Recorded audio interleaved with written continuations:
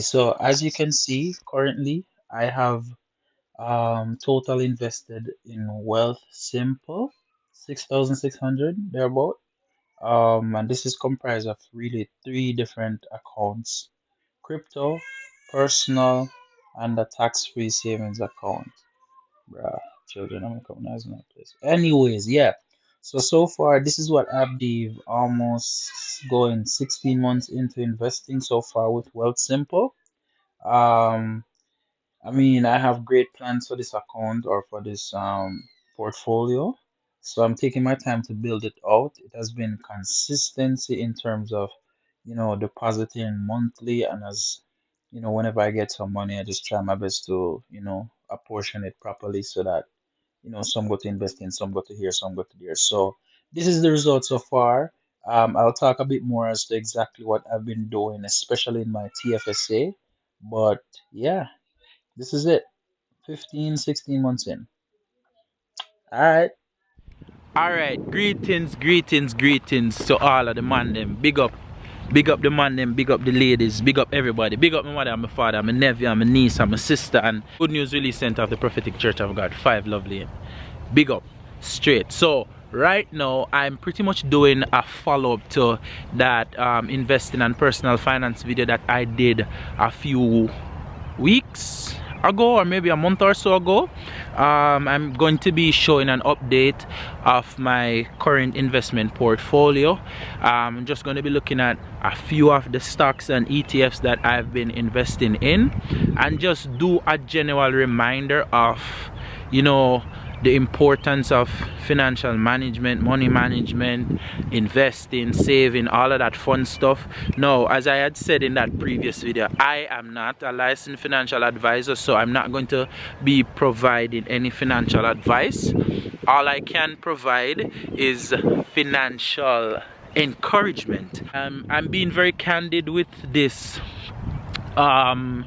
this topic in terms of, a lot of people, when it comes to money, people kind of hide up on ray and all of that fun stuff. But what I've learned over the few years that I've been living life is that a lot of times we make things way too deep and too what you call it now, sometimes we have the tendency to just make things seem so deep that the regular everyday person is hard to relate. So a lot of people that could benefit, they aren't helped because you just make certain things too deep. You know what I'm saying? Everybody need money.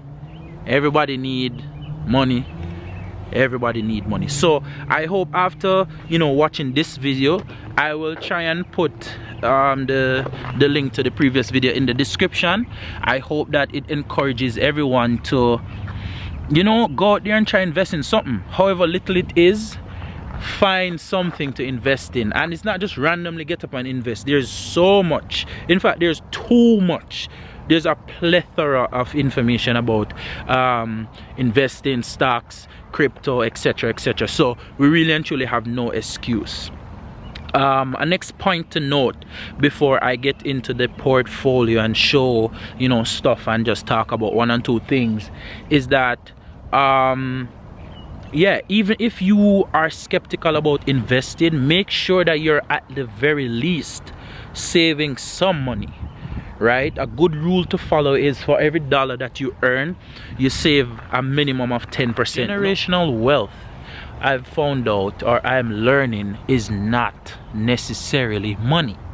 It's not only money, because a lot of people were not able to pass on money and assets to their kids, but they gave them tools and moral values and attitudes and encouragement that they now can in turn utilize to make money. So for myself, and like I say, for my generation, if our parents were not able to pass on money and assets and stuff like that, but they did pass on values, morals, attitudes. They taught us the importance of hard work. They taught us the importance of being respectful. They taught us the importance of studying and going to school and being educated, etc. We have to utilize that along with the current opportunities of our generation, so that when we're passing on something to our kids now, it's not just good values and morals and attitudes and respect and the importance of education, blah blah blah, but we're supposed to be able to lay up something for them as well. There's a scripture that says that a good man leaveth an inheritance for his children, right? So that's my goal. And yeah, we're expecting the return of the Almighty anytime now, but it's not a bad thing if Jesus come and catch us working and trying to leave up something for our children. So that should not be our excuse either, because you have a lot of Christian people or Christian minded people that are like, boy, you know, earth soon done. But so it don't make no sense. So that's not the mindset that we should have. We should always try, and this is the final point before I jump into the portfolio. We have to learn to steward well what we have right now. I've All right, so as I showed earlier at the beginning of the video, I am at sitting at 6,615.69. Um, that keeps fluctuating because the crypto market is still open right now. The stock markets are closed. It's 9:39 p.m. here in Canada. But as I was saying, in the crypto portfolio, I'm up 77%. I've been heavily investing in my tax-free savings in account. And from the time I started this account in about September 2020, thereabout, I'm up 22%. It has fluctuated during market crashes or when, things are not going good in the stock market. I've seen it fluctuate down to 14% thereabout. But a good rule to invest in is consistently deposit, and those stocks that you believe in and those companies that are solid and good and those ETFs that you know are good and very diverse, you just continue investing no matter the state of the market. My heaviest investment to date is in the BMO Canadian Dividend ETF. I have about 158 shares. It's valued at roughly 3,500 thereabout, and it's about 64% of my portfolio. And the reason why I've invested so heavily in this ETF is because it's very good. It pays a very good dividend. Right now, I'm receiving $10.14 monthly just from my investment in that. This has been one of my best investments, and this was Husky, that gas station, but they were bought out by this bigger energy company, Cenevos, and ever since then it's been doing really well. I'm sorry that I didn't get more shares at the time, but overall I'm up 151% on just that one investment. I'm planning on holding that for the long term. Well, mostly everything here is, in some way or the other, a long-term play. The crypto is all over the place. I remember my first investment in the crypto account was about $250. I bought some Bitcoin in about September 2022. 2020, just as I was doing in the TFSA, a few of the coins that I invest in, as soon as they make some money, I usually sell them out, especially if it's coming to like a point in the market where price is going to retrace. I sell them out and then I transfer the money back to my TFSA to purchase more of the foundation stocks. So currently in my crypto account for Wealthsimple, I'm not holding much. I have some Ethereum, which I got into pretty early when the price was initially at 2,500. Now it's at 3,700. I'm not interested in selling Ethereum anytime soon, so I'm just leaving that. And then random other coins here and there that have, potential to do well in the future. I have some Shiba Inu and stuff and stuff and stuff. And I'm going to get more, but I'm just waiting on funds because you don't invest what you can't afford to lose, right? Because it's not gambling, bro. So I'm just waiting on some funds to come in to make some decisions where to put what. But yeah, that's it for crypto. In terms of deposits, I've set up an auto deposit of $50, right? Every 2 weeks. This is not much. So at the bare minimum, what I've decided is that every 2 weeks I should be able to deposit at least $50 into my Wealth Simple um, portfolio. So if extra money comes in, I put the extra there. But at the bare minimum, I will try my best to consistently put $50 in that investing account for the rest of my life. So help me God.